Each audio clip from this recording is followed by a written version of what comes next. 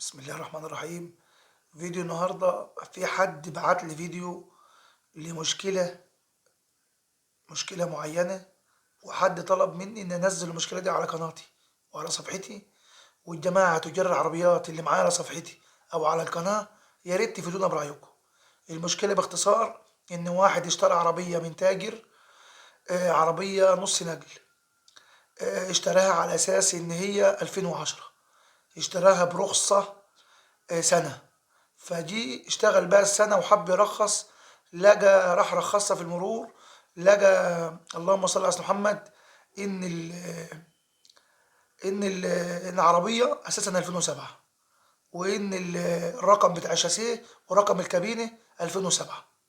فالراجل راح للتاجر اللي شراها منه، قال له أنا ماليش دعوة، وانا شاريها كده وشاريها 2010، والتاجر فعلا شاريها من الراجل على سنة 2010 ديت. يعني المشكله اللي انا عاوز اعرضها هنا على صفحتي، ويا ريت تجار العربيات اللي معايا على الصفحه او على القناه او اي حد عنده معلومه او عنده راي او عنده حل للمشكله دي يا ريت ما يبخلش علينا.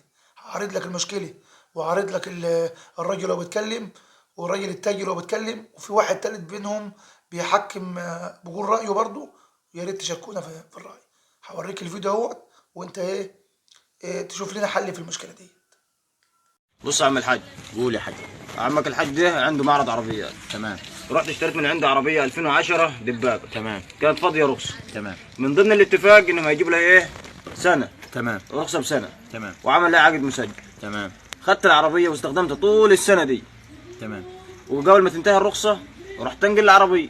تمام. رحت طبق بصمه في المرور، تمام. لقيت العربيه بدل ما هي من 2010 قالوا 2007. تمام. يا عم ازاي؟ قال ده غلطه موظف، العربيه 2007. تمام.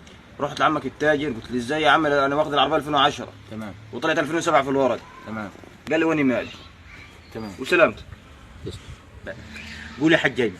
صلى على النبي عم الحاج. صلى الله عليه وسلم. انا اشتريت العربيه 2010. تمام. تمام. وحطيتها عندي في المعرض. تمام. والراجل جدد لي الرخصه على اساس 2010. تمام. تمام. وجاب لي الرخصه. تمام. وبعتها للراجل ده على اساس 2010. تمام.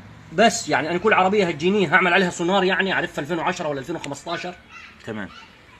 تمام. خلصت؟ خلصت. تمام. طيب صلوا بنا على النبي. عليه الصلاه والسلام. طيب اول حاجه لازم نحط قاعده نمشي عليها كل شيء. تمام. طيب النهارده انت يا حاج ايمن، انت اشتريت العربيه وحطيتها عندك في المعرض، صارت عربيتك. تمام. هي باسم مين وبتاعت مين دي ما تخصنيش اني تمام. كزبون بشتري. تمام. كلام سليم. انا النهارده انت لما اديتني العربيه قلت لي اي مشكله في ورقها عندي، وده بيع الناس كلها. تمام. وده الطبيعي. تمام. فالنهارده والكلام ده في العام، اي تاجر او اي جناي او اي حد يبيع عربيه لاي شخص كان، حتى والعربيه مش باسمه، هو الوحيد المسؤول عنها وعن مشاكلها دون غيره. انا النهارده لما اجي في المشكله ماليش علاقه باي شخص، لا علاقه بمين؟ بالرجل اللي باع لي العربيه. كلام سليم. دي حته. والا النهارده كل واحد يبيع عربيه فيها مشكله يرجع للي باعها لي يقول لي انا ماليش دعوه ولا لي علاقه، ده كلام مش منطقي. يبقى احنا بعد كده الناس لا هتعرف تبيع ولا هتعرف تشتري. طيب صلى على النبي حج ايمن. عليه الصلاه والسلام. احنا اول حاجه احنا هنفترض عندك حسن النيه، وانت راجل فعلا اشتريت العربيه على حسب 2010 وبعتها على حسب 2010، وانت ما تعرفش حاجه عن موضوع غلطه الموظف اللي في الرخصه. تمام. كلام سليم. تمام. طيب من عندي اني عندك خيار من اثنين. تمام. يا اما تاخذ العربيه من الراجل ده هو النهارده على حسب انها موديل 2010 وبسعر النهارده وتديه فلوسه، انت راجل تاجر وبتبيع وتشتري. تمام. كلام سليم. دي حته.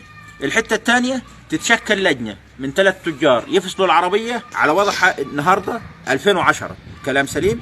وعلى وضعها 2007، وفرق السعر ده يقبل للرجل ده هو. أهلا بكم في قناة حكاوي الغلابة.